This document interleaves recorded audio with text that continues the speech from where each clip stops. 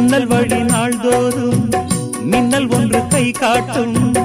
அம்மம்மா என்னைத்தான் ஆசைகளில் நீராட்டும். எனக்கும் உனக்கும் இருக்கும் நெருக்கம்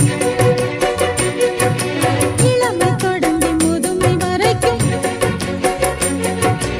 இரவும் பகலும் உறவை வளர்க்கும், இடையில் இருக்கும் தடையை தகர்க்கும்.